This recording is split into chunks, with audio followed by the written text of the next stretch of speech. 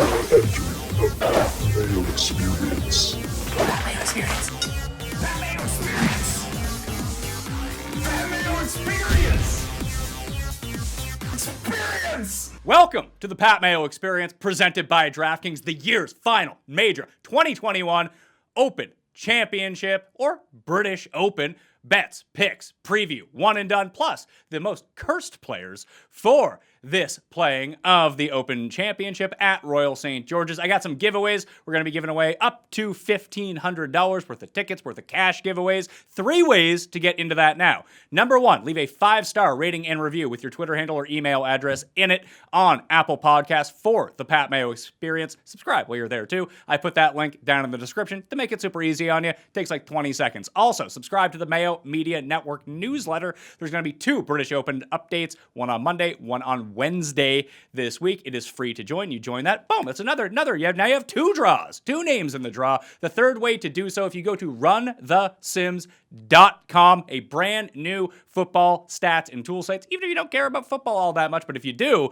you're really going to love the customizable data that is up there right now. Stats and tools, a lot like fantasynational.com, but for football. That is also free for the month of July, so just make an account and boom, you have the account up there. I will get the fact that you have entered it and boom, you're in a draw for the 3rd time. You want some cash, you want some tickets into the Millionaire Maker, you can do that pretty easily. Also, remember to subscribe to Mayo Media Network on YouTube. Smash the like button for the episode. You give me a winner in the comment section, okay? I want to see if there's lots of winners down there. If everyone picks the same people, if they pick the same people as me, I'm going to start to feel good about my picks for this week. I'd like to get a major under my belt to end this major season at least. And it's a high-profile spot. We can do that. My DraftKings pick show with Ben Raza already out. Go check it. The research show came out on Sunday with Viz from Royal St. George's. So I recommend that you check both of those out up on YouTube and the podcast feed already. And because it is the year's final major, fantasynational.com/Mayo gets you 20% off. Most customizable stat database on the planet. All of the tools. No one's going to tell you who to pick on fantasynational.com, but it gives you all the tools to generate your lineups. Use the simulators. Look at the stats in any way you want. fantasynational.com/Mayo. Geoff Fienberg is on the line. You ready for this? I am pretty fired up, Pat. I'm pretty fired up. I'm in like a good, happy place. But then like before the show starts, you get like surprise house walk-ins from your mother-in-law. So now I'm just like fired up.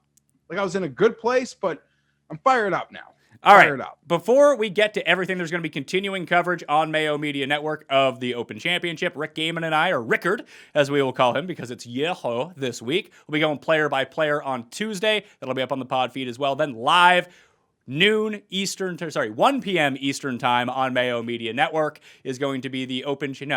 noon Eastern time, 1 o'clock my time, noon Eastern time on Mayo Media Network's YouTube channel, the live final card, final picks, and viewer chat. If you have questions, that's going to be happening on Wednesday. You can always check it out on demand after the fact. Fantasy Golf Degenerates will be out Monday evening on Mayo Media Network, as will the European Tour Picks and Bet Show with Sky, who's coming back this week, and Tom Jacobs. So please give your support to all of those people as well. I want to give some shout outs before we get into this, just very quickly. Sky Gibson threw 1 entry into the $15 contest on DraftKings. Geoff, do you know how much money he won?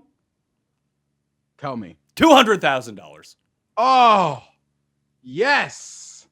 Gibson, way to go, buddy. A Sky Gibson single bullet with Cameron Champ. That's how you do it. Adam Moffat wins himself $5,000, won the PME Open. Whit Greer turned 20 into 512. Shannon won $2,100. And our guy, there's a bunch of tickets out there for Lucas Glover. I did not have them. You did not have them, Jeffrey. But Kyle Creelman hit it at 55-1 to begin the week. And then after Thursday, he hit it again at 45-1 using the live in-play tools from fantasynational.com and doubled himself up. So congratulations, everyone out there who got themselves a winning ticket on Lucas Glover or our guy Min Lee over in Europe. Killed my guys, but it's nice to see a huge winner. Some people were on it. I like it. You've won on Minwoo before. Yeah, I hit Minwoo, I guess would have been his first win in Australia. And I don't know, we were on the wrong this week, Pat. Also, in our lead up for the championship, time to be determined. Always enjoy the Open Championship Cut Sweat Show. And hopefully we can do that. I have an engagement that conflicts with doing it at the moment. I'm going to try to get out of it. If I can't, we might not have it. But I'm really hoping we're going to have it, because it's like we can actually go out afterwards and like have the rest of the day to ourselves. Yeah.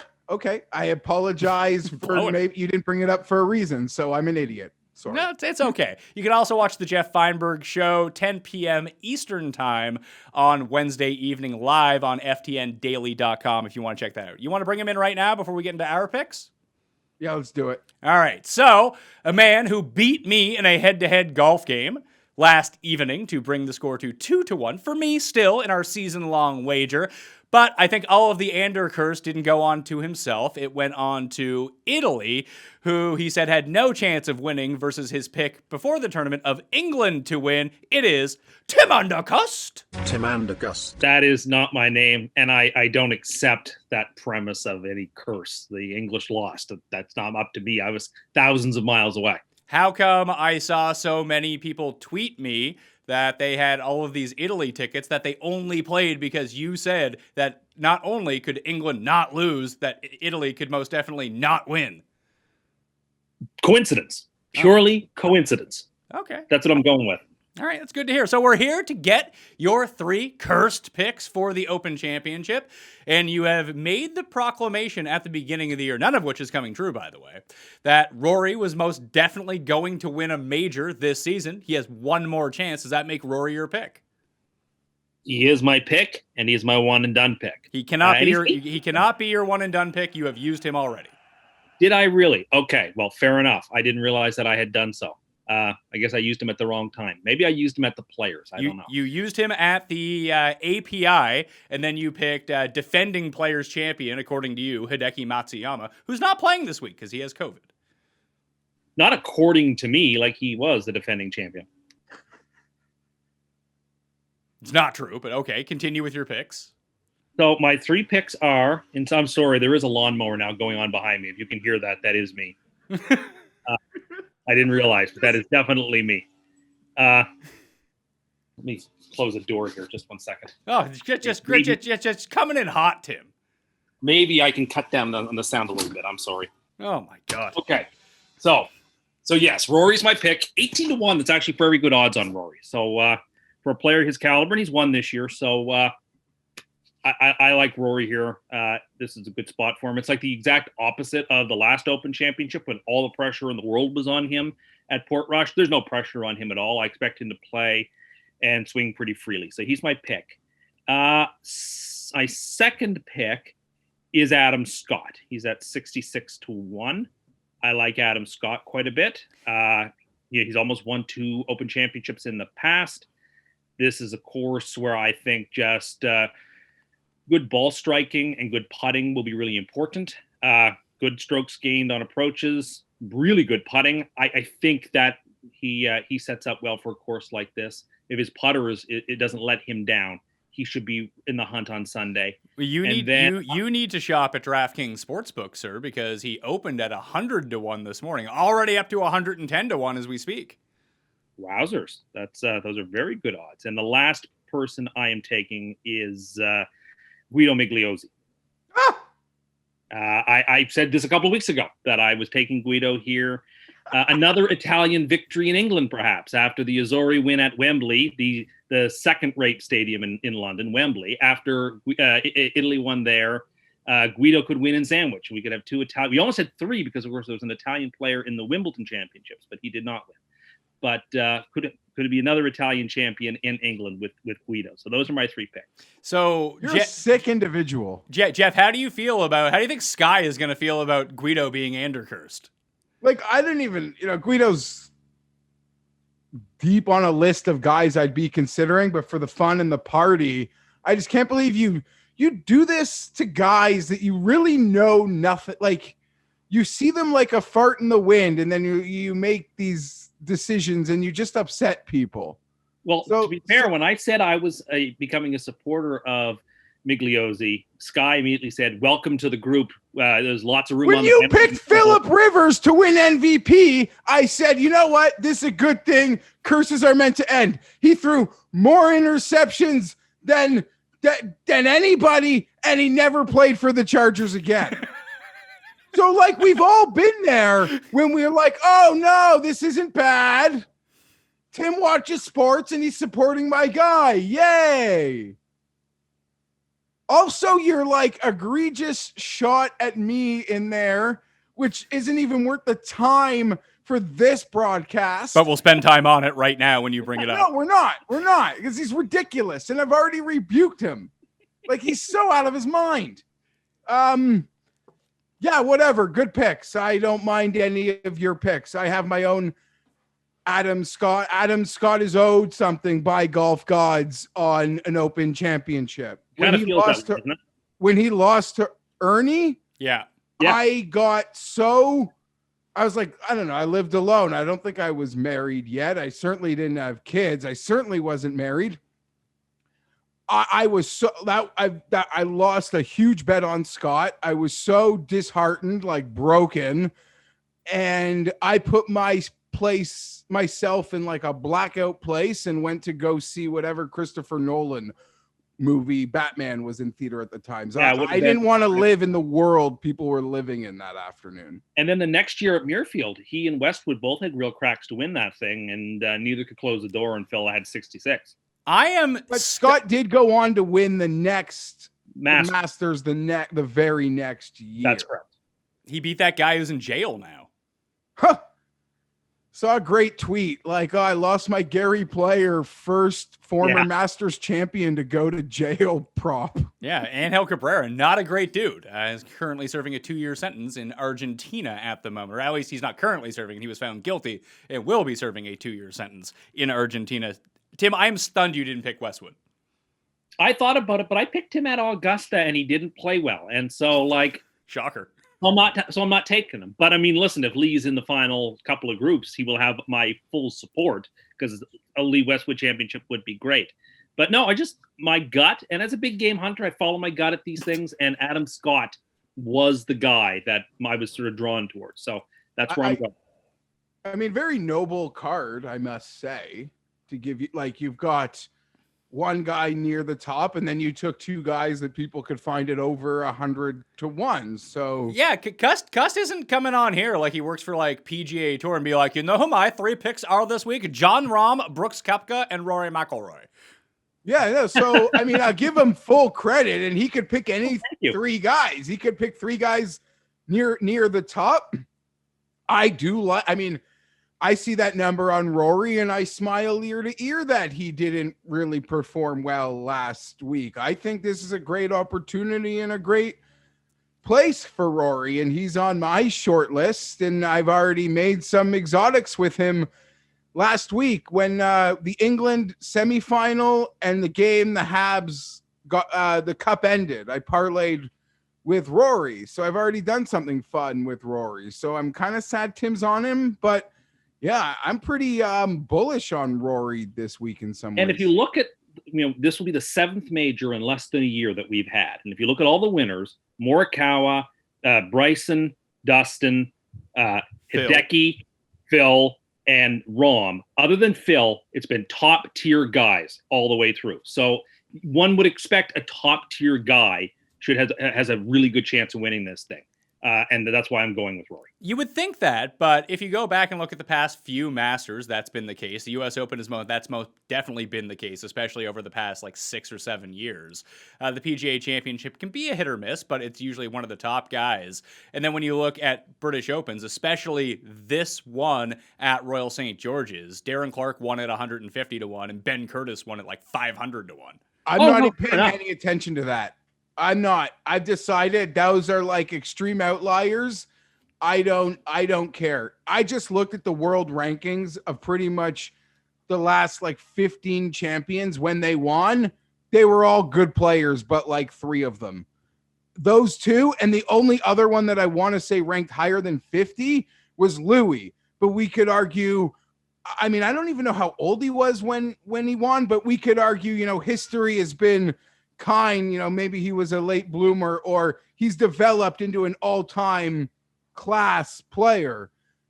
You could sort of debate where, I don't mean like an all-time great, but an all-time class player. And I was also shocked I'd have bet $100 one of Westwood or Louis would have been on Tim's card as well. But back to the point at large, I'm not deviating. Like, the winner is not leaving the top 40 in the world ranking outside of maybe 3 or 4 guys that I'm sure we'll talk about in this show. Turn it the other way around to sort of give Pat some credence. Look, 12 L's, older guy, not in the top 50. Phil, an older guy, was in the top 50, but still.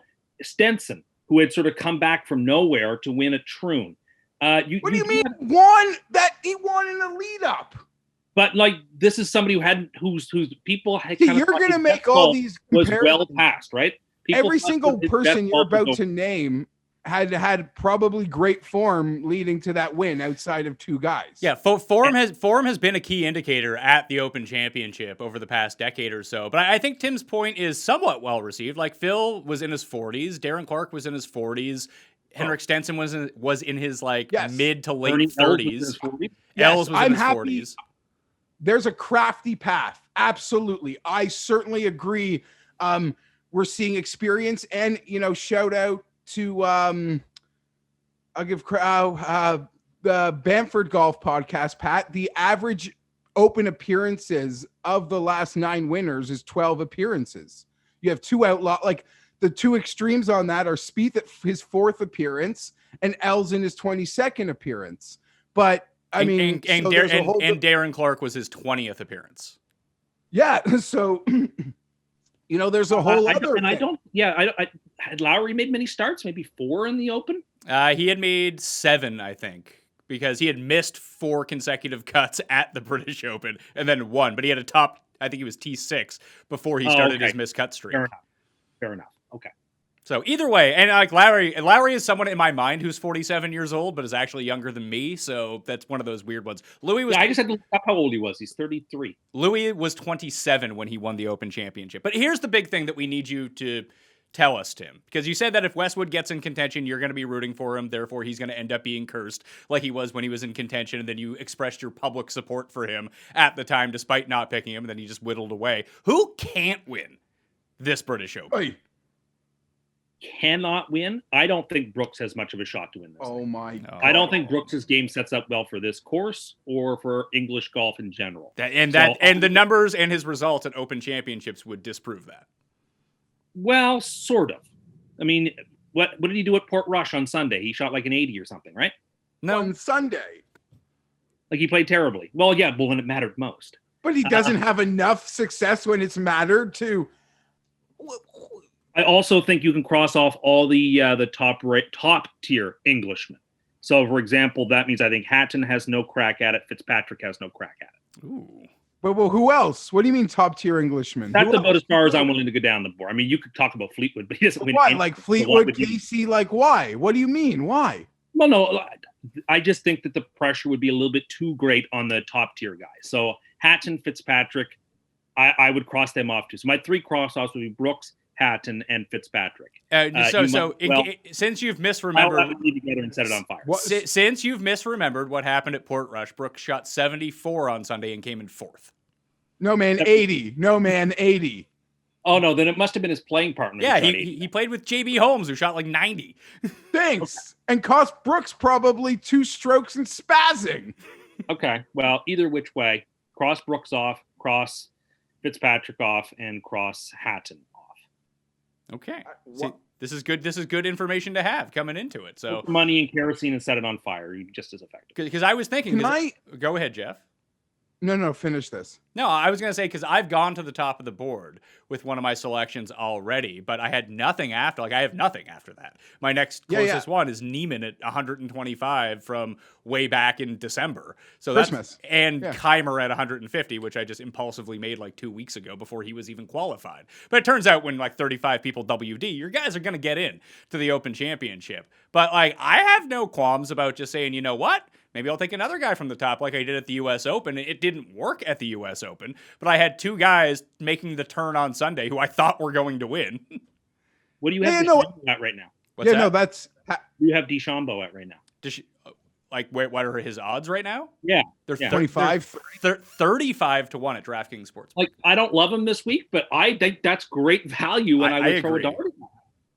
if the weather's great, yeah, he could be a move, I guess. It's like you can imagine a circumstance in which he just overpowers the place and shoots 18 under par. No, I agree. You could build a great card where you like own DeChambeau, but you also bet on like Patrick Reed, where it's like you're maybe playing both of it, or in sort of other angles. But sort of like you, Pat, I actually haven't made a move at the top, and I'm kind of happy I've waited. The odds sort of got better. A couple guys stayed the same.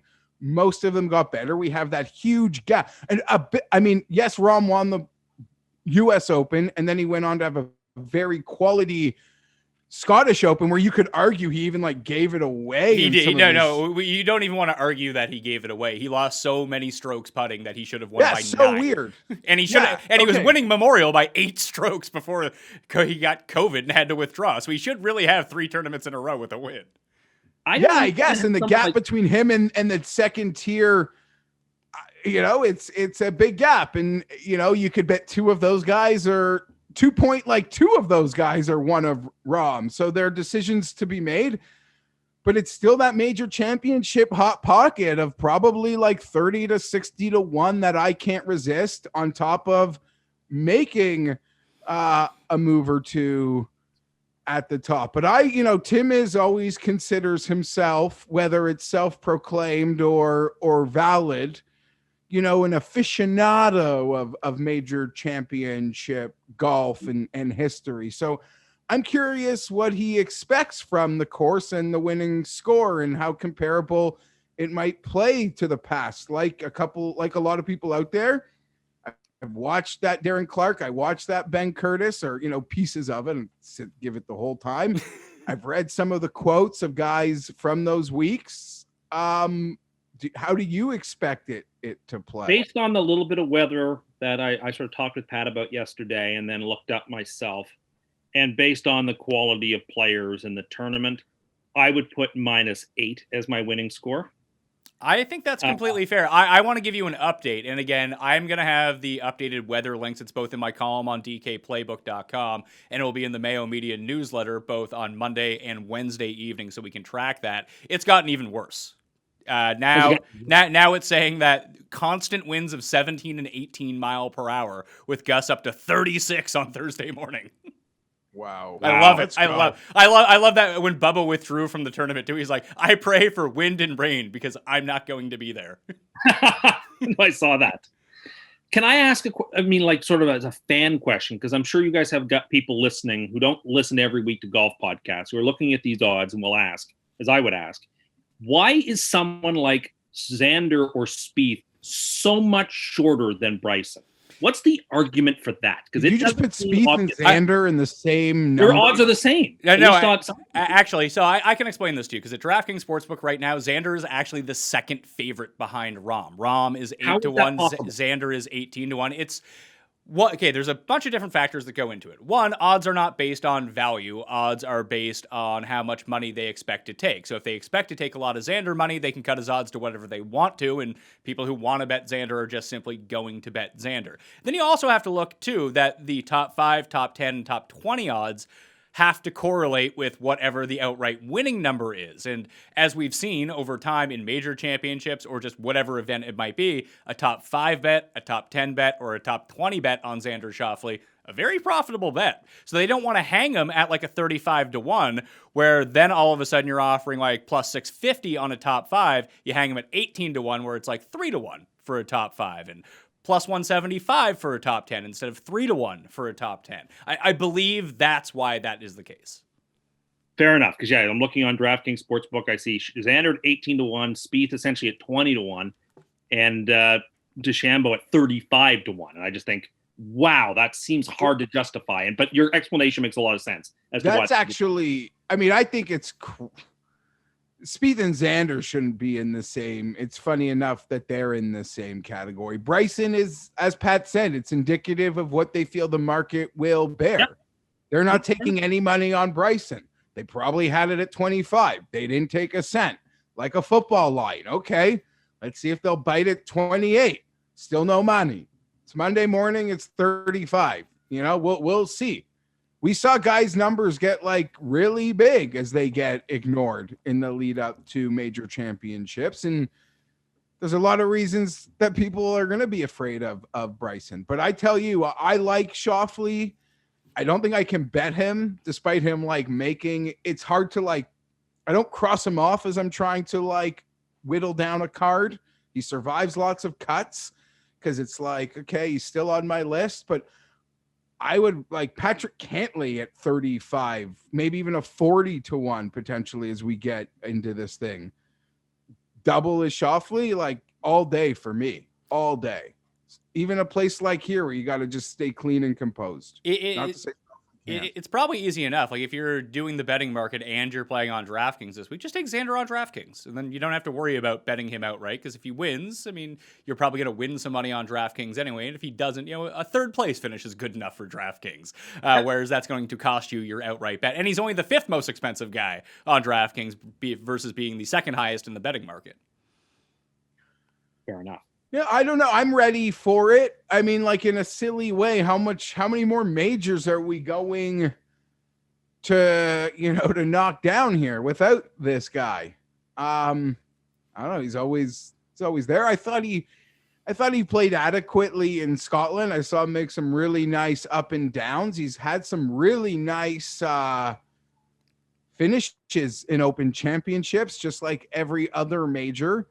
And I guess he just can't make that other list that would sort of make that hot pocket of players for the trends, Pat, because he hasn't won an actual event in quite some time at this point.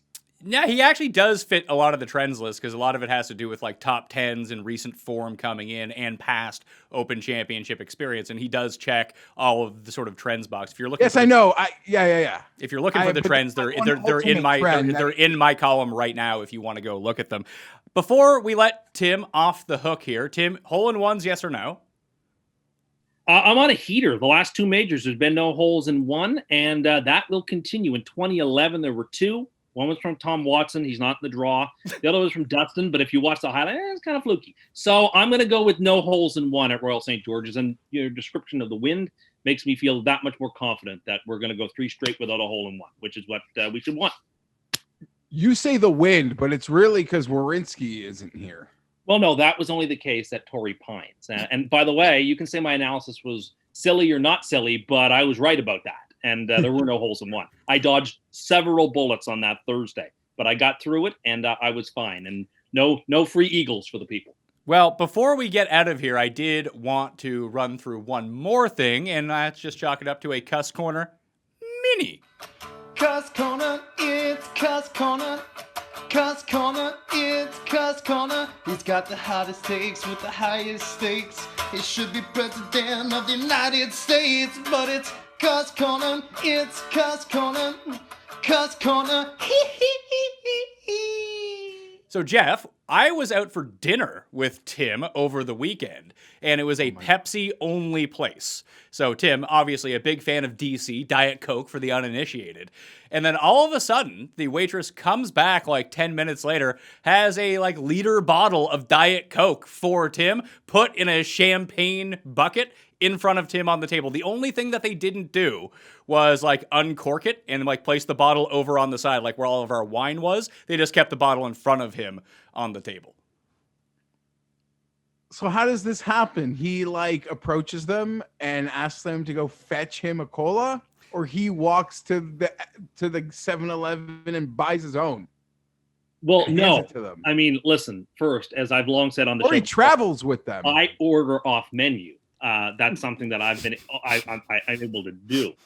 But what happened was that initially the server asked whether I wanted Diet Pepsi. And I said, no, I won't have that.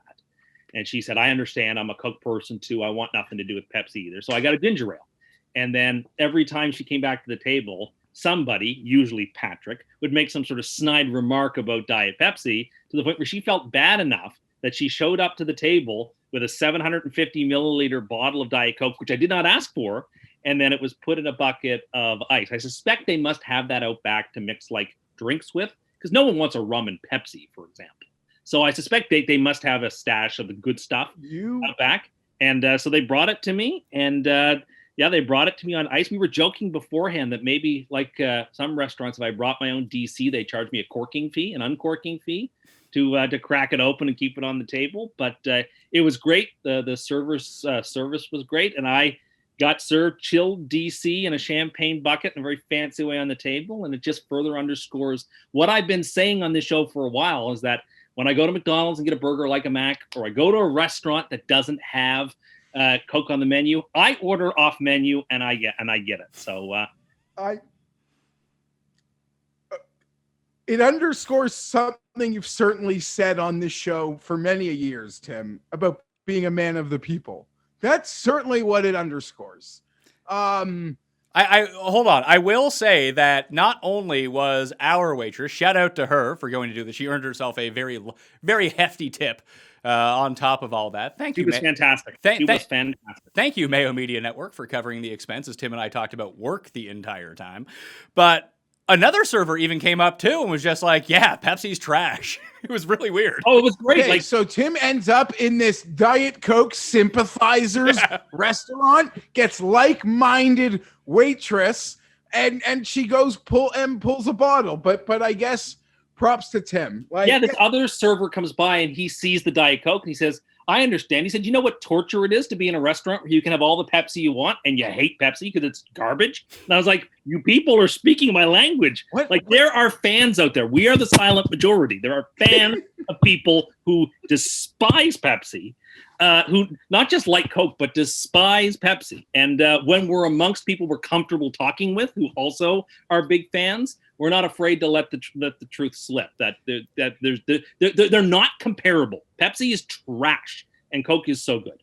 Can I follow up on one other thing? You kept making reference to your ability to have a common trend of priding yourself in going off menu. Is this strictly a Diet Coke thing, or you will like always just like inconvenience a restaurant? First, I don't think it's an inconvenience. No, I don't mean it like that. Like they have these dishes. You're like, can you just make me like a grilled chicken on a bun? And they have like chicken and they have buns for their hamburger. So yeah, they'll do that. But like, I'm just curious to what extent you would, have someone go off menu. If I looked at the menu and there was nothing there that was appetizing to me, I would totally say, can you make me a hamburger? Or can you make me a chicken sandwich or some chicken? But how do you know they have hamburgers on the menu? Pardon me? Like, where do you, why do you assume they have hamburgers if it's not a hamburger on the menu? Most places have ground beef. They can look after you. Honestly, they can make me a scrambled egg omelet. That'd be fine too. Okay, we're gonna cover this more in the next full length Cust Corner. If people want to check out entire podcasts that are just like this conversation, subscribe to Cust Corner wherever you download podcasts or check it out on Mayo Media Network. But Geoff, I'll leave you with this tease that I don't want to get into the full story or anything that happens. I'll let Tim share it when he's ready. But all I'll say is that he is thinking about upgrading from his old car to his new car and getting a newer version of it. I believe he had a 2002 or a 2003. And before he got rid of the old car, he took his cig lighter that comes with the car out of it so he could put it in the new car, thinking that new cars have cigarette lighters that are transferable from cars 15 years ago. I'm very excited to do. As I understand the charges, I plead guilty. Yeah, it's okay. I'm excited to gather and talk about these things because I'm bursting at the seams. I got a list of things. I'm bursting at the seams with a couple things. And like I am ready to plant some football flags, like before we do our normal wins and what have you in like a month and a half. Like I am, we got to get together. All right, we'll make that so very soon. Thank you, Tim, for being on the line. That was a Cust Corner mini, and of course, that was Tim Andercust. Tim Andercust. And yes, that is his name. Geoff, let's jump into the favorites for the tournament. It's at Royal St. George's. We last saw this in 2011 when old man Darren Clarke was proclaimed championship golfer of the year. Before that, 2003, when Ben Curtis won it 500-1. So it's been two long shot winners in the past 2 decades at this course that we've seen. It's actually been shortened this time around. Really, the key here is don't go in the bunkers. You go in the bunkers, you're going to have a bad time. So try to avoid as many as possible. Between Clark and Curtis, they hit 4 greenside bunkers on their way to winning, and that's how you just stay out of trouble, because some of these bunkers are so deep, you could put like 4 levels of underground parking in them. You're going to have to play out backwards. You're going to have to play out sideways. It's almost worse than hitting it out of bounds in some circumstances. Ask Thomas Bjorn when he was in the mix coming down the stretch. I believe it was at number 16, the par 5, just got caught in the bunker. That was the end of old Tommy Bjorn. But the one thing, Geoff, I will say here is even if you hit the fairway, you might roll into the deep rough. If you landed on the fairway, there's so many undulations. There's no flat lies. Even the greens are just shocking that I do think it's going to take, not necessarily you have to be a veteran to have that guile, but you need to be that kind of player where you're not afraid to play it off to the left and roll it onto the green. Like if you try to go pin stalking here, unless conditions are benign, which it doesn't seem like it's going to be, like we brought up with Tim, I just don't think that's going to work out too well. I would tend to agree with you, but I've also seen a lot of quotes from players in the previous years that even the run-up shots, like those savvy run-up link-style shots, Pat, it's the smallest margin where those go offline and they roll like 30 yards the wrong way into trouble. Like your clean holes are pretty small. The winning scores in the past here, allude to it, but Tim kind of brought it up. The quality of today's player, I always want to give the edge to that. So I do think we'll see a tick better than probably what we have seen in the past. And I'm never surprised if one of these top end guys in the world plays to their ceiling.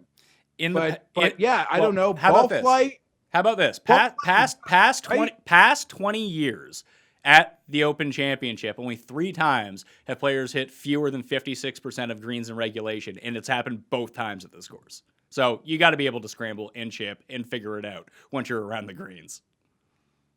Oh, I don't doubt that at all. And it actually seems like so long as you're not in a bunker off the tee, you're probably fine. So that whole, like, it's a second shot golf course thing, it's the trademark of podcasts. But, it kind of feels like that. You just avoid the bunkers and you could do what you need to off the tee, I would suspect. I think that you need to have a certain level of creativity to your game this week. And I think because of the length of the course and the wind factors that are going to be in play, obviously we're not going to know how it affects every single hole. If you have a 451-yard par 4 and the wind's at your back and 32-mile-per-hour winds, Bryson might be able to drive that. Brooks might be able to drive that. Dustin and Rory and Rob might be able to drive that as well. But do you actually want to go for it in case you land in one of those greenside bunkers? Because you're not getting it up and down for birdie too easily. You might not even be getting it up and down for par too easily. So I think that there's a certain containment level to your game that you need. Who can hold up the best? Who is mentally the strongest that when things go real sideways, and it's going to happen to everyone at some point, who can overcome that with miracle shots? Who has strokes gained magic beans, Geoff? And I want to get into the favorites, and that's where I kind of started my card. Rahm is the overwhelming favorite of this event. We've been over it. He should have won 3 in a row, but he did win the big one, the U.S. Open. He's 7.5 to 1, 8 to 1 now, with an enhanced offering at DraftKings Sportsbook, where everyone, if available, should be betting. Xander Schauffele, 16 to 1. Brooks Koepka, 18 to 1, same as Rory. Justin Thomas and Jordan Spieth are both 20 to 1. Hovland and Dustin Johnson are both 22 to 1. Louis, 25. Patrick Cantlay, 28 to 1. Those are your favorites for the Open Championship this year. I've planted my flag all week. I put it out on Twitter. It's no surprise where I am going in this tournament. The type of player I just described, I think fits really well with what I want to do. He has an Open Championship. He's been playing really well since his win. No finish worse than 30th. He has taken a little bit of time off. I do find that somewhat concerning. But if we're talking about a winning score of like -6 to -10, where around the green and putting is going to play a huge factor, and you have someone with 3 top 10s in their past 5 Open Championship starts, including a win, distance not that big of a factor, and very sneakily, probably the best player tee to green over the past 4 months, Jordan Spieth is my winner. I caught him at 22 to 1. I still see him at 20 to 1. I would bet the 20 to 1. I might rebet the 20 to 1, unless you can talk me into Brooks, who would be my second favorite. I'm expecting there to be a large party on Sunday night if Spieth wins. He seems to be what I'm going to assume will be the most popular pick. I will not be betting him. Part of that is just me being stubborn. I'm not betting him. I'll bet him at like other events. I'm prepared to do that. I'm not betting him to win the major championship, but in categories of guts and scrambling, he could model number one. And strokes gain magic bean, like it's a him definitive gap number two. And I would say number two in strokes gain magic bean is Mac Hughes, and I don't even know if he's here. Oh, he is here. Don't worry. He's like 600 to 1. He can win this. Yeah, if strokes gain magic bean is on the heel model pretty well for people. Yes, a lot of the roads do point to Spieth. My personal favorites of the big boys are Rory and Dustin. Those would be the guys I like the most here. I'm seeing Dustin at 22. I think his form is being pretty overrated, like how bad it's been, I think, in some respects. He hasn't like bared down on the weekend, but there have been many a times where he's been in positions and kind of faded. He is the number one ranked golfer in the world. I wouldn't say he's the best golfer in the world at the moment, but I feel he's tied, tested, and true.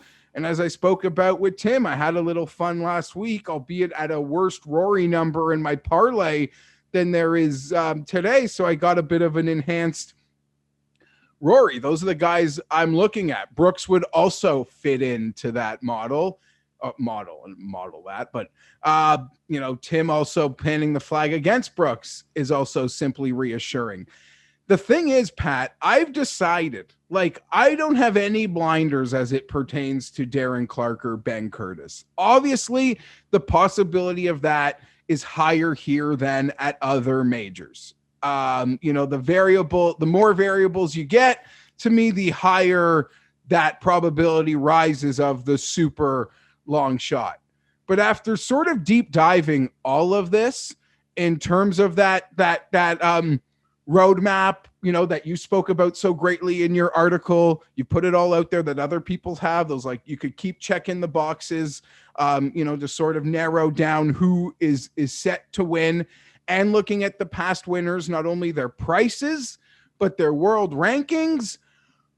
It just emboldens me to just build the cards I always build, to be perfectly honest. I don't think hitting the winner is going to be hard, but I don't think we're going to be that surprised with who wins.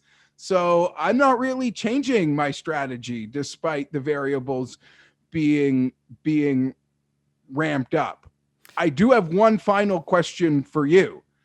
You mentioned like the sort of guts and the scrambling and the moxie and the experience. Jordan Spieth in recent memory is, as you again spoke about with Tim, his fourth appearance is the shortest range Open Championship victory. Are you like almost in a Masters approach? Like, are we writing off I'll say it for you guys, the consortium of players with 0, 1, not just 0, but even 1 appearance in an Open Championship? Because that's a lot of players.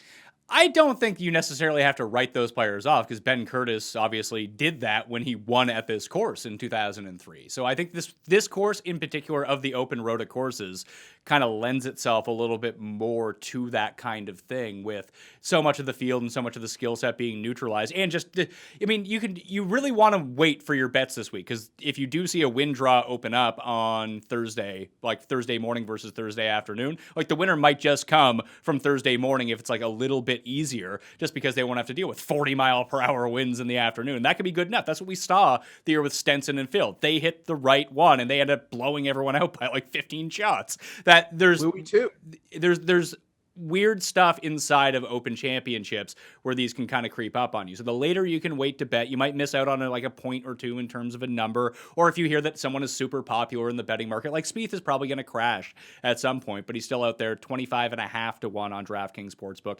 DraftKings Sportsbook has the best number I've seen on Brooks as well at 18.5. I don't think that's going to move on Brooks from 18. If anything, it might go to 20 depending on what happens, but that's a decision that I have to make right now.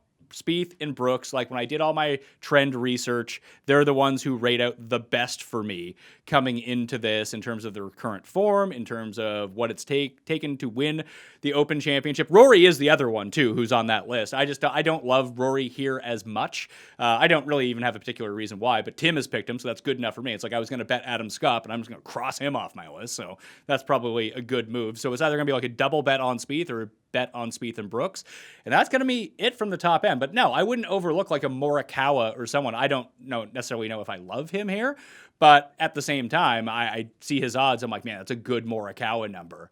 And if things do kind of calm down, because I wouldn't trust the weather report until like the hour of, realistically, that if conditions are benign, like him and Justin Thomas are going to go crazy. Yeah, I am torn on it. Like, I believe in it. And as you've mentioned, and a lot of other people, this and all of the open rotation courses feels like it requires a bit more moxie and whatever it is, experience, I guess, for lack of trying to, I'm not smart enough to find the other words. But I also believe, Pat, that these kids today, they're like built differently. They're built differently, even than 5 years ago. They've all been like walking with their TrackMans beside them, since they were 17. And granted, TrackMan might be as irrelevant here as it is, at any event, and just sort of the type of shots and creativity that you need. But all these kids are ready to run out of tunnels, in my opinion, just like we see with the quarterbacks that come out at the top. Like, guys just swim and they flourish right away. So nothing would shock me. And I'm certainly, like, from a DraftKings perspective, not writing off any of them. Because maybe the outright market, you just say, I'll take my chance that like a 0-1 experience Open Championship guy isn't going to win. But, from Zalatoris this year to Im last year to even Bobby Mack, I think finished 5th in his debut. I'm talking about the Masters with him and Zalatoris, but who we hate debutants there. Bobby Mack had a great debutant run here. So, they have the capability to play great. You just have to have supreme belief that they can win. But when it comes to Hovland and Morikawa, I do believe they're built differently. So I wouldn't scoff at anything. Also, you know what? I will scoff at that Hovland number. He might go on to win. I'm not going to bet him at 22-1. Yeah, let's look. Rahm, I'm not betting at 7.5. Xander, I'm not betting at 16. And Hovland, I'm not betting at 22. I just don't like those numbers. I'm out. Yes, that's a whole. I wasn't. We are doing an outright show. Everything is sort of framed in that conversation. Yeah, it sounds like you're playing every side of it. You want to make a case for everyone, so when they win, you're like, oh yeah, I saw it coming. Like, just pick who you picking. You're picking Rory, and that's it. I don't know. I'm just talking through it. I'm not picking a side of anything. I'm not writing off, buddy. Babies. I'm not afraid to have babies. I would say you could shop on Victor. I would think, but yeah, 22 is crazy. That's wild. And I'm not getting to Louis at 25 either. And he probably has a better chance than Xander and Victor. I wouldn't say Rahm. Rahm has the best chance of winning. That's why he's the overwhelming favorite.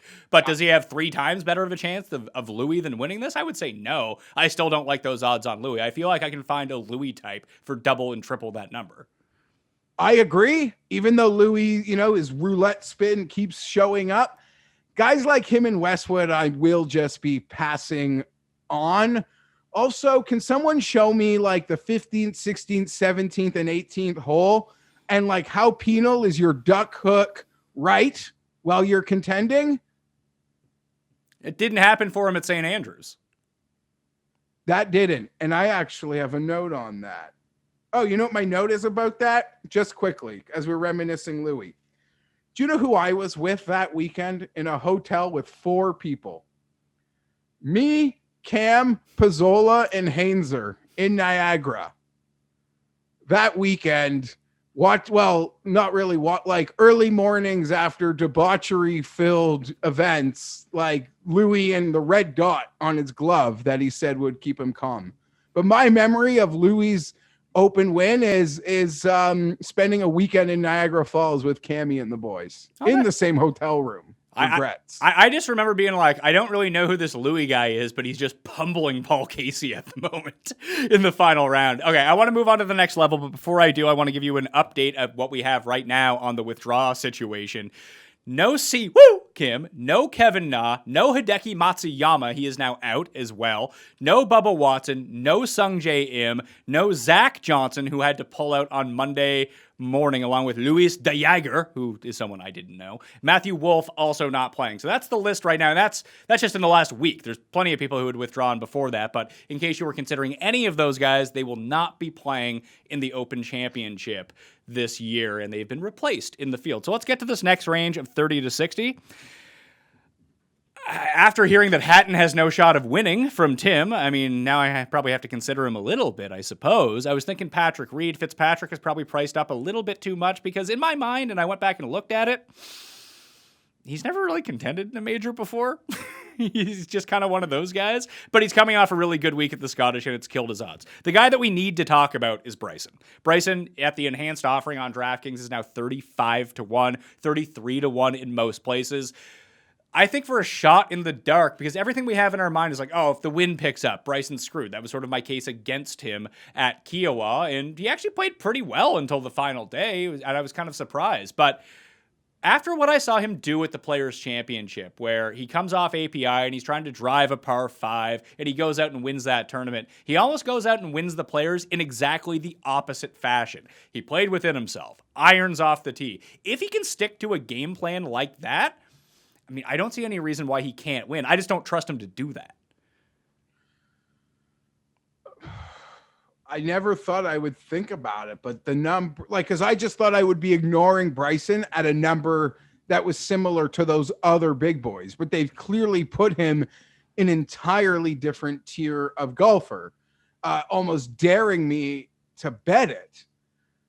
And at 35 to 1, that's incredibly tempting. And as I said to you, I believe I already mentioned it, like, I could easily see myself like, all right, I'll have Bryson on my card at 35 and I'll have like Reed on my card at like 40, 45. And like, I'm going to play this both ways in sort of how this event is going to play. You've mentioned it before, Pat, and I do believe you that, you know, the more Bryson gets punched in a mouth or the variables that like continuously come up and change always seem to never bring out the best in him. When it's like a coach that has a game plan and he can just attack it, he's got a game plan for all 18 holes, that's when he seems to play his best golf. Changing on the fly never seems to bring in his best results. His Open Championship history is what, like miscut, like 49th or something in that regard. But yeah, I don't know. I'm a big enough believer in Bryson that I could be tempted by this. Wow. I don't know. We want to give him credit. Like maybe he wants to go back to being the scientist for a week, right? Maybe that would be a really good spot to do it too. Because like I said, if you can play within yourself, and I think that he is, although he does stick to a game plan and really thinks it through, I think that his strategy level is through the roof. No one gives him credit for that. And I think his ability to figure out courses, he's not always right about it, but he does think of it a little bit differently than everyone else. And if he can crack the code here, as Tim pointed out, like if he can crack the code, he can go win this by a bunch of strokes. And the thing is, I'm not going to bet him. I don't think so, at least. I'm leaning towards just staying completely away from him because I'm going to buy into the same sort of narrative that everyone else is going to buy into, that this just won't set up well for him, especially if he ends up being too aggressive, which I can see sometimes it gets the best of him when he wants to put on a show or knows he can hit a 450-yard par 4, and that still just might not be the best way to go about things. I think there are going to be too many of those moments for him, but I don't know. He's the guy him and Reed are the two guys I'm terrified of the most of this like 30 to 100 range. Well, when you say terrified, what do you mean? I mean, to win. To win. Well, bet on Patrick Reed. But Patrick Reed, I mean, you can find him at 40, maybe 45, but if I go to Brooks, I can't go to Reed if that's how I'm structuring my card. Reed would be my guy from down here, but honestly, you mean Brooks and Spieth? Brooks and Spieth, yeah, because Spieth I'm already in. Now I'm kind of debating, do I go with Brooks? And that takes out this entire level for me in terms of betting this week. And then I have to drop down to like the low, like around 100 to 1 or beyond. Or do I go Spieth, Reed, and like Hatton or Fleetwood or one of those guys? I mean, those guys are not really on my radar, but that's the kind of card that I want to construct here. So I really need to think through the process of it. I'll have that on Wednesday's show when I finally end up coming to that conclusion with, and I'll have talked to Rick in the meantime before I do that. But just the whole Bryson thing, I'm being you. I'm playing both sides of it, but I think I'm going to lean on the no for me on Bryson. They're playing both sides. It's Monday freaking morning. Pick a side, pal. Yes, I on Bryson on Monday morning, like at the Open Championship. I would have figured you spent all week thinking about this. What I did think about it, but I'm not like I got so many names on a list. Like I cut down the field to like 18 names. All right. And from that, I got to make the bets. Okay. Let's talk about the rest of 30 to 60 then. Are you in on Reed? I don't see a world in which I am not betting Patrick Reed. I don't see it. And I could name a couple other guys that really do have my attention in this range. I'm seeing some really big numbers on Cantley, Pat. Doesn't he have a 12th place finish in a recent Open? He's won recently. Like, I don't know. I think he's a very clean player, a very clean bogey avoidance, 3-putt avoidance player that could be getting slept on for how well he is playing. And it always comes back to me in a major conversation, except for the US Open where Cantley had just won. So he got into that tier, but people forget so quickly. And now Xander is so much better than Cantley again. I never buy into that. There's a whole, I think I've bet Hatton at 2 of the 3 majors this year. I searched all over the internet for someone like still with a big Hatton number. I can't find it. So to bet on Hatton, there's like guys, there's just other really good players that I'm going to be staring at to pass. The Tim comment is tempting. And this is a man who's won back-to-back Alfred Dunhill Links championships, which to me puts you in a finite conversation of the best Links players in the world.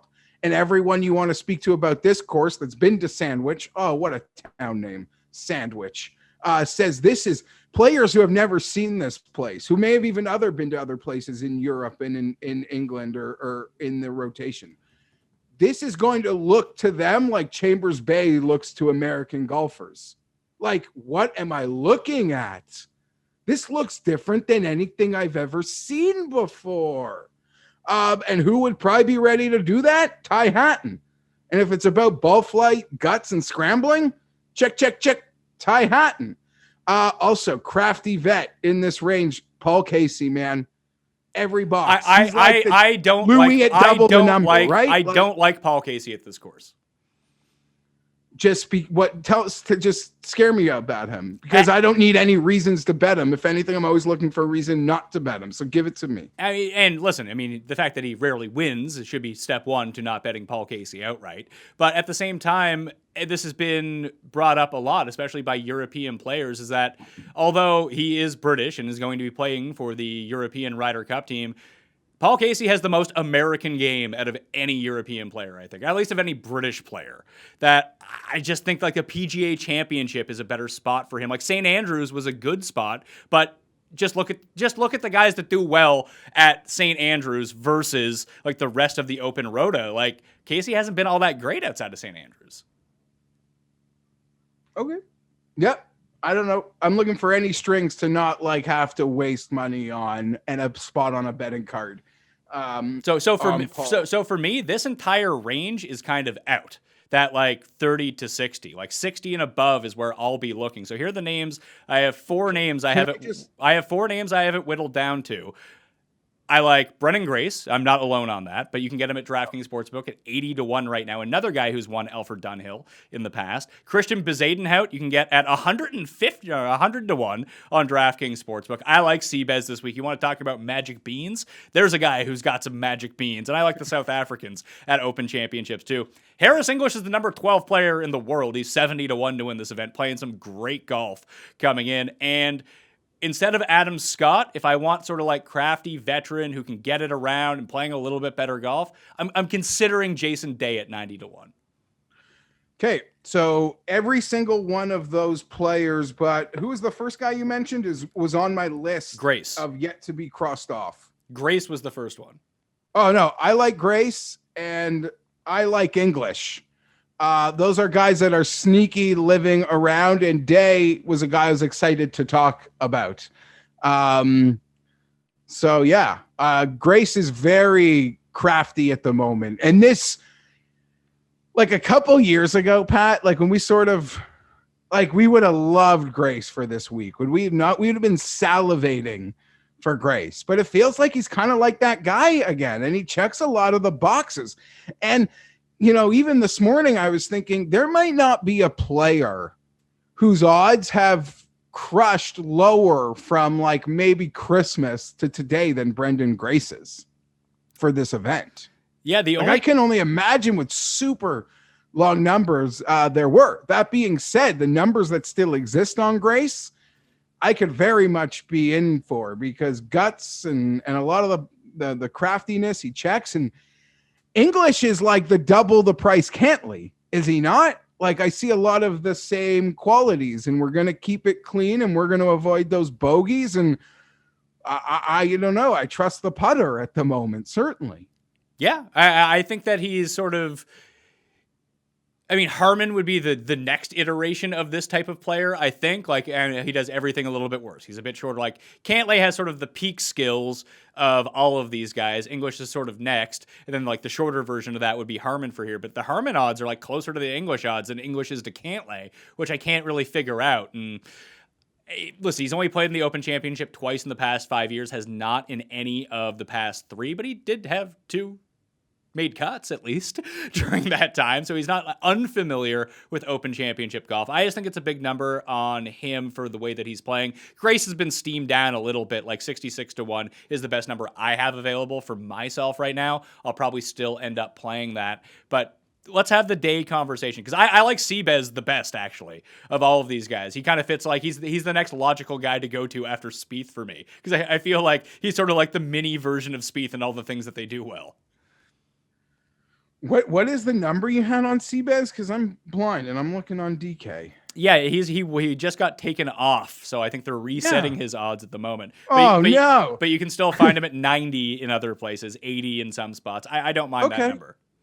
No, I don't mind that at all. Do you worry, like, because you have just said your betting card is going to put you in a place, and we're going to talk about day in a moment, where you are avoiding what might be the most winning range of major championship golf in the last like few years, like that 3260 pocket. I mean, we only got one of them this year. Hideki was 50. Yes. Phil was like 500. This year we've had the whole map, right? We've had the chalk, we've had the bomb, and we've had that common sort of that ideal first time range of like 30 250. But yeah, I guess you got to do what you got to do. You believe in if you're making 2 moves at 20 or under, that's how you build the card. And as you mentioned, you could still find some great options here. Day, wow. Like lots of people, I haven't been on the wagon much, but he's a guy to get excited, or at all, I should say. But you see that ball striking, peak at times, and the putting. And he's an easy guy with any sort of form of life to get excited about. And he had that tournament a few weeks ago. Where was it? Where he could like barely pick the ball up out of the hole. And then everyone just wanted to fade him the next week. And he played fantastic. So yeah, Jason Day, I know Tim mentioned Scott, but Aussies, even Mark Leishman, I think is, part of that conversation with English and some other guys, Pat. But I don't know. The Australians seem to have a propensity to even from the Minwoo thing last week. I'm not making a dot, but it seems like the courses they play like correlate more than say North American courses. So I wouldn't be surprised even Cam Smith to see little great showing for all of Australia.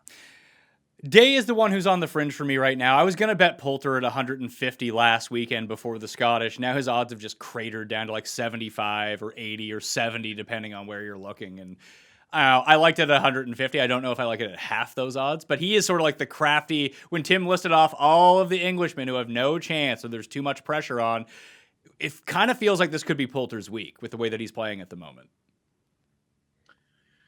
Put Poulter beside Westwood, even like Louis at this point, even though he has a major. Like, I'd be so happy for any of them, even roaching a bet. Like, there would be a soft spot of like a tier. Like, it would be magical. guts and scrambling. Like, I know that's really corny, Magic Bean. It doesn't really model, but it's funny to talk about. But in terms of that ranking, not many players come in higher than Ian Poulter, but I'm not getting cocky enough to pick it. I don't know. Like, are you like, I just feel like him and Westwood, even like Louis goes wide, right? When that matters most. I don't know. I'd love to see their game not abandon them, but in trying to pick them to win, I feel like when it matters most, their game might abandon them on Sunday. I'd love to see. Yeah, it'd be great. Justin Rose is another one who just no one is really talking about, who sort of has that kind of game for this type of place too. And the only places he plays well now are at majors. So maybe someone to give a look to. It's 60-1. I don't know if I can get there with him. He's sort of in that Westwood, Poulter, Rose range. English is longer odds. I probably end up going with him. Neiman is in here. We got him at a much better number than he's currently trading at, so that's nice. Sergio and Berger, Lowry and Fleetwood, Scheffler and Finau. Like, I just don't have a ton of interest here. If Sergio, I mean, we talk about it every major show. Like, the guy has no pulse in major since winning the Masters. No, you're right. But he's got a great, like, I don't know, he's playing well and he's experienced and he does a lot of the other things that you would like. You probably don't trust him in the scrambling department, maybe, but he's playing well. I just, at that 50-1, there's other guys I think I'd be willing to step in front of. And I think Berger suits here more than people might assume, but I've also bet him in every major this year. So I'm biased and on that one, Pat. All right. So my 4 faves from here, we're going to go Grace, Bezadenhout, English, and Day. So I think I'll probably get to the first 3. I don't know if Day is going to end up making the card. That really depends on what I do at the top. All right, Geoff, the form is yours before we move on to 100-1. I'm sure you want to bet Ricky Fowler. I want to so badly bet Ricky Fowler. It's made easier by the fact, Pat, that Tony Finau has absolutely zero pulse. Like, his game has totally abandoned him, and Ricky is playing well, and he's, scary. This kid is older than 32 years old. He has such nice Open Championship pedigree. I don't think the number is fair, but I don't think it's that unfair, to be perfectly honest. I'm really excited about Ricky this week, and like 80-1. I'm gonna be there. And just, a lot of those Open Championship factors work. 7 last 8 winners have recorded a T20 or better in the year's first 2 of 3 majors. 14 of the last 15 winners of the Open finished T9 or better in the event previous. I can't be talked off him, but I'm not going to dispute Bezadenhout might not be a craftier wager. And Bezadenhout is actually playing some pretty good golf, and it showed up in majors where, when you think about his style of game, he doesn't fit whatsoever. Like, he didn't really fit at the PGA Championship. He played in the 3rd to last group. Did not play well on Sunday, but he got there. I always like to see that kind of thing as well. Played at the U.S. Open. He was essentially a cross-off at the U.S. Open. It's like, oh, the guy hits like 210 off the tee. This isn't going to be a spot for him. And he just kind of lingered all week. This is actually a course where he could play well. I totally believe that. And I'm a little sad because I remember when he first got on his heater, there were like 200-1s. I saw people recommending. I'm like, this guy, like a major, like, we got to build to that. But you're right. He does sort of seem like an ideal plotter, right? Because it's the Open Championship. So plot away at this sucker. But I couldn't not move on to 100 without at least mentioning Richard Fowler. Rickard Fowler, as we'll call him for our European audience this week. Maybe he is Spieth all of a sudden. Then we'd enjoy him a little bit more. This is almost like Spieth. I do feel like an Open Championship is their best shot at winning because, I mean, as you mentioned, Ricky's not a young man anymore, kind of crafty at this point. And he does have that around the green game. He does have that links experience. He's won a Scottish Open, so I don't hate it as much as I would. I don't love the number at the same time. I want to get into the 100-1 range because I think you can find a winner down here this week. Will I find a winner? History would tell me no. However, it's not going to stop me from wasting money on guys down here. So I've comprised like a little short list. Neiman and Keimer, 125 and 150, already in on. And then the other ones I was going to bring up, like if I'm going to play this Magic Beans angle, like why not Mac Hughes, who just was in the final group at the U.S. Open? I'm shocked to hear it. Like, I get it. That is how important Stroke Skin Magic Beans is to Pat Mayo this week, that he's actually talking to his audience about betting on Mac Hughes. Now, all these guys might be far superior top 20 bets or top 10 bets, and an actual win might be out of the question for them. But he's played really well at hard, windy courses, as you stood with his mom when he lost to Sungjae at the Honda. Like, I think that the Honda could be not necessarily a corollary, but I think it's somewhat indicative of what we're going to see. I mean, not quite the carnage that we're going to see this week, because there's not a whole bunch of water around this course like there is at the Honda, but the way that you need to plot yourself around. He's going off at 150 to 1, 250 to or 200 with an enhanced offering at DraftKings Sportsbook, but frankly, I see him at 400 to 1 in some spots. That's more the lean that I'd be going to. Like, instead of taking 100 to 1 player, I could take 400 to 1 players and feel a little bit better about it. Ryan Fox is another one, decent week at the Scottish, and he's just proven himself to be a pretty good links player over time. Vic Perez, you can get at 300 to 1. He's won an Elford Dunhill. He's still like the 38th ranked player in the world. He had a terrible final round at the Scottish Open, but he's another one who has some magic beans in his system that I could see coming through. And then the only other one, just because I saw him with just huge odds, was Molinari. Francesco Molinari, that is. What's the number? 200? Because out of all the names you mentioned, that's really the only one I would care to actually bet on to win potentially. I would bet on Chesco at 200. Why not? Like, I know it's a different field, but I just freaking came off a week where I actually put money on Rafa Cabrera Bayo. Me too. Hey, you know what? And I thought he was making a run at one point.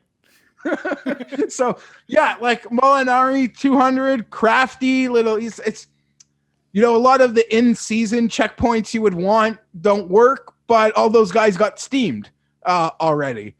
So yeah, I don't know this could absolutely work in terms of find me 100 to 1 winner or above. If you're asking me, Pat, I'm probably gonna attempt to stay closer to that 100 to 1 mark than you. There were a couple guys that potentially had my attention. Dietrich? Well, you can just pardon? Is going to be the European Finau, Thomas Dietrich? No. Although, I don't know if he's actually capable of this.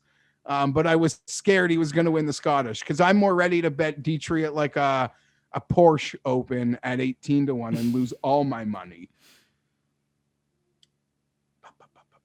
Matt Wallace.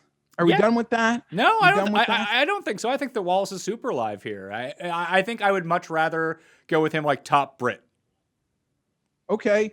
Bern Wiesberger. Nah. I want Wiesberger if the winning score is going to be like minus 23. Okay, yeah, totally. I was going to say like pin stocking for 2.5 days isn't really an option here. That kind of takes Wiesberger out. Any love for the win would be huge, but I don't know. Like we talked, like crafty and experience. Like Stuart Sink do anything for you? He does actually, but it's not. He hasn't really been steamed, mind you. But he's at like 100 to 1. I don't think that there's he's won twice on the PGA Tour this year, so obviously he's having a great season.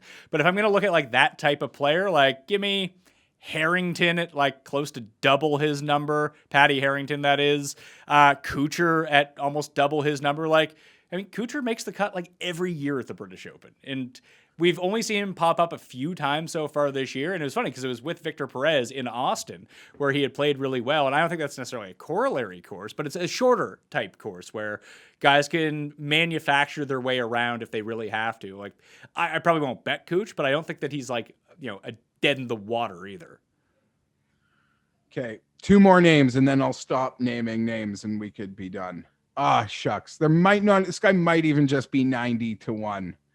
But I actually think I'm going to be invested. I don't know about the outright, but Corey Connors does a lot for me this week, Pat. Why? You enjoy the creativity of his game where he's going to get it up and down from these greenside bunkers or just off the green? That's going to work? No, but in the same way, like I could kind of even be attracted to Chris Kirk. I think they have the ability to play very clean. I think that Kirk is a better bet than Connors at this tournament. Well, probably, like, because Kirk could be flirting with 200 to 1 at 175. I bet you. Or where I'm looking right now, 300 to 1. Oh, there. That's, yeah, I don't know. A guy that's just keeping the ball, clean. I know in that chain of player, remember, like we stopped at Harmon, like would Kirk be like a level and a half farther back? No, I don't think so. I think that Kirk is pretty comparable to Harmon. Obviously, he doesn't have the success and maybe not as good, but I think that he's in like the Harmon sphere at least. He's sort of like the poor man's Harris English now. Yeah, I guess so. And then I guess I can't do the show without mentioning it. Is Bo Hostler playing? No, but if we're just, looking for a feisty, older, not too old, but experienced gentleman, if conditions get really tough, Willett 300 to 1? Or am I just drinking some Kool-Aid? No, I don't think so. I think Willett at 300 to 1 is logical. He has a great Open Championship track record. His game at the moment is a lot more predicated on scrambling, making your putts, getting it up and down. We know he's a great links player. I don't think that's crazy. All right. Cool. There's no point in me naming another name that I wouldn't bet. But Willett at a big number, you could probably assume I'm going to just have a piece of. Who were some of the other ones? I actually looked at it 200 to 1 because it really would finish off the narrative loop and it would really work out well. Do you know who the name is? Because he continues to be fire. Oh my God, I do know who the name is. Richard Bland? Richard Bland, yeah. Why not? Why not Richard Bland at this Open Championship? The guy's on a run right now. Geez, good for him. Yeah, why not? Could be a sneaky play. I bet she's popular in like DraftKings. But she's going to be popular. I bet you he's not, because when people look, it's like, oh, it's some 48-year-old dude who's been terrible for 10 years, who's going through a nice stretch. I have a feeling that most people don't even know who he is. So I would say that he's not going to be super popular. Not with Sam Burns at $6,300 on DraftKings, who everyone will use. I guess. And you made a joke on the internet on the weekend about like you're all about the Kinholt. No, that was more of a joke, but okay. It just, his irons are back. Like, he had a seizure 4 months ago, and he's just returning into form right now, and he made the cut at the Scottish. Like, I just think he's a good player. I'm not going to pick him to win here. And like I said, most of these guys are just like, besides Keimer and Neiman, who I did bet to win previously, these guys are like top 20 consideration. The only one I'll give any more credence to is Johan Verman, who at the Irish, really good. At the Scottish, really good. Like, let's just keep rolling it through. He's 400 to 1 to win this tournament. That leads me to believe that his top 20 odds are going to be like 16 to 1. It's not bad. Yeah, he's a young American that's just been scrapping it over the European tour, but he's got that like tall, lanky build that can crush. Yeah. I don't know how this week and what I assume is his first Open will work for him, but he's been showing. He's certainly been showing up a lot.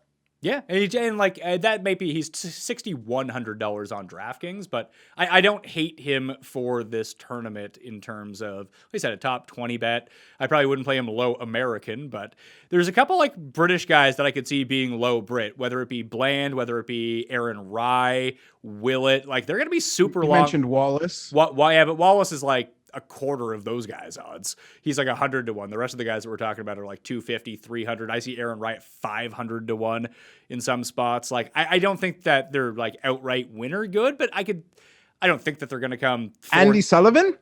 Probably not the Spaceman, no. But if they came inside the top 5, like just think about all the random people that we see on Open Championship leaderboards at like deep into the weekend versus other majors. Of course.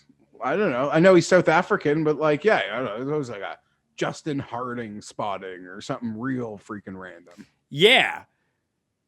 Rye kind of does it for me in a weird way, because when he won the Scottish last year, it was like really difficult conditions, not so much matching with like Scottish this year or 2 years ago when Wiesberger won, which was just more of a birdie fest. He went to that playoff with Fleetwood at like -11, and it was just a grind it out type of tournament that for like low Brit, I think that he really should be on. He's going to be on my radar. Whether I pull the trigger, I have to see what that number is going to be to make it, to see if it's actual value in terms of his odds. I haven't seen one as of yet. Those markets aren't exactly fruitful at the moment, but they will be throughout the course of the week. I don't mind that though. Do you have any take on Aaron Rye?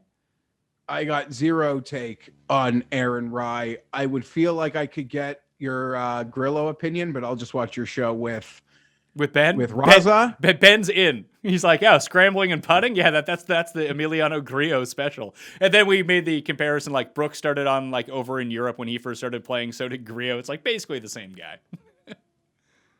Yeah. Who are you talking about before Aaron Rye?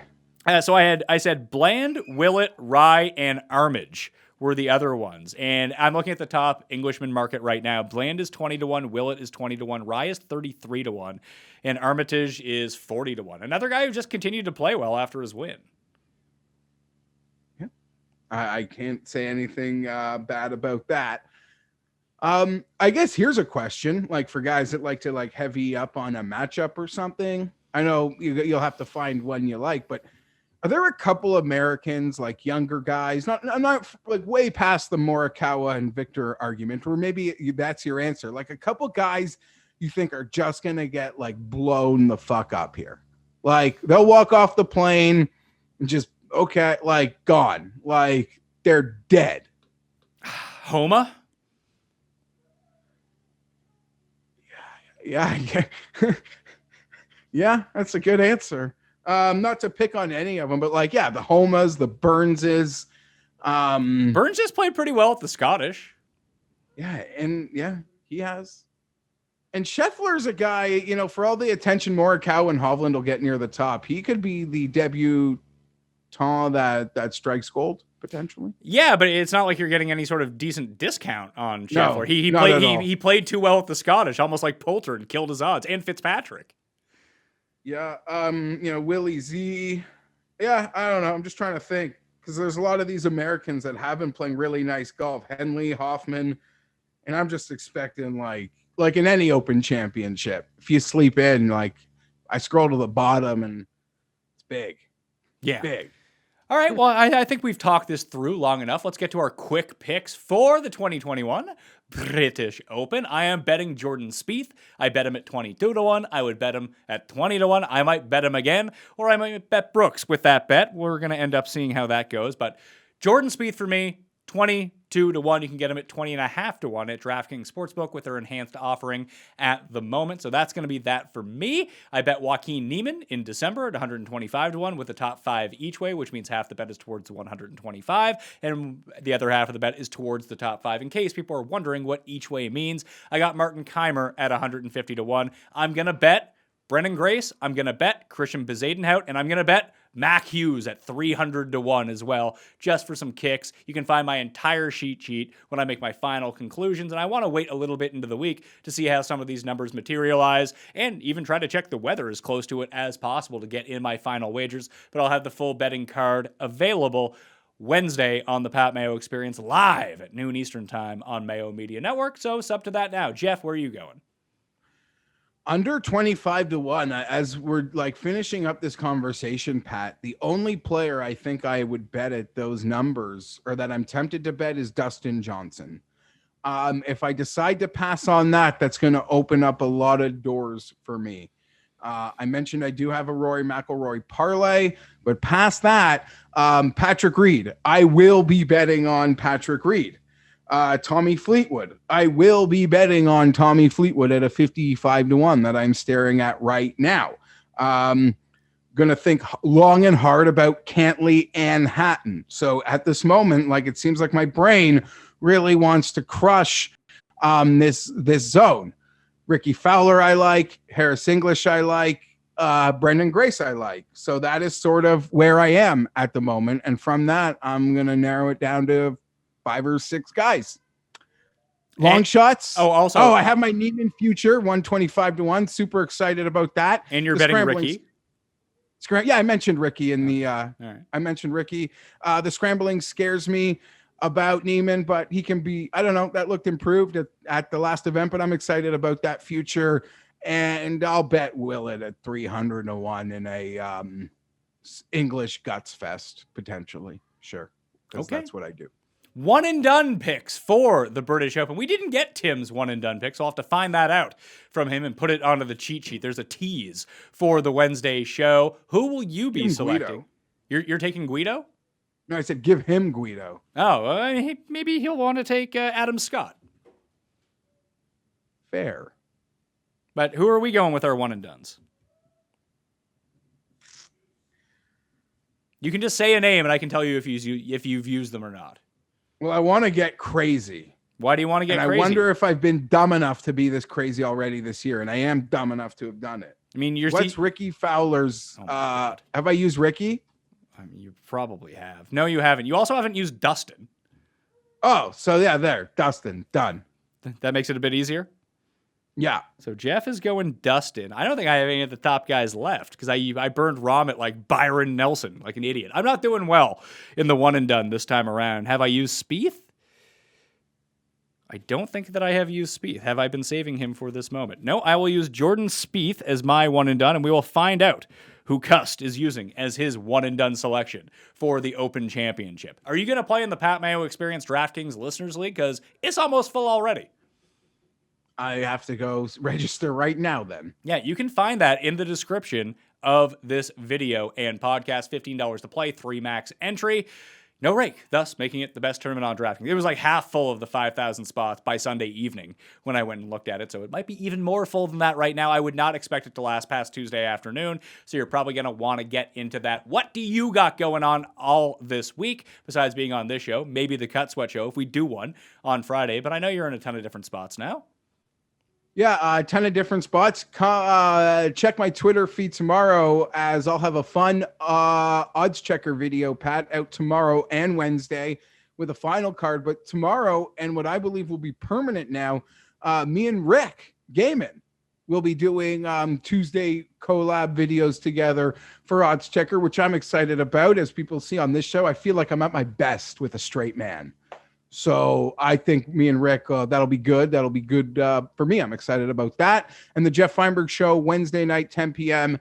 and Friday at 2 p.m., which I thought I might have to cancel, but you'll let me know. So excited. So one way or another, I'll be doing something on Friday afternoon. All right, yeah, hopefully we're going to try to make that work. I want to remind everyone again, if you want to get into the cash giveaways or the Millie Maker ticket giveaways, way to do it, number one. You can enter up to 3 times by doing all 3 of these things. RunTheSims.com. Go make an account up there right now for all of your NFL stats and research needs. You're going to really like the site. You can use it for free right now to see if you're going to like it during the season. And I'm going to guess you will. If you like FantasyNational.com, you're going to like RunTheSims.com. If you just like betting, fantasy, season-long fantasy football, it's going to be for you. So go check that out right now, runthesims.com. Also, rate, review, and subscribe to the Pat Mayo Experience Audio podcast. Leave that 5-star review. That helps out the show tremendously, and we'll be giving away some bucks in a draw for that as well. You can find that in the description, and join the Mayo Media Network newsletter. You can find that in the description as well. FantasyNational.com/Mayo for 20% off right now. And if you get the weekly, it's $8. So if you plan on investing like $20 into this, you might as well get the $8 and up it a little bit. And you can find out the best way to research golf and make your own decisions, and not listen to losers like me. And actually, Jeff's on a pretty good streak right now. Maybe you just want to listen to him and bet Rory and bet Dustin and be on your way, and not the guys that I'm betting. Either way, you can find out all of the information up on my Twitter feed at the PME. DK Playbook is where my DraftKings cheat sheet and write-up is right now. And Mayo Media Network YouTube page. Sub right now. Smash the like on the way out for all of the previous British Open shows, DraftKings picks, and research up there already. I'll be back on Tuesday with the aforementioned Rick Gaiman, going player by player for each of our thoughts. Then on Wednesday live, noon Eastern time on Mayo Media Network for the final picks and live chat. I'll see you then. And you know what? I'll see you next time. Mayo Experience! Say hi to Jeff, okay? Can you say, hi, Jeff? Say, Hey, buddy. Hi, Jeff. Hi. Max, Say hi what to up, Jeff. bud? Hi. You say, hi, Jeff. Hi, Jeff. Hi. Can you wave? There you go. Experience!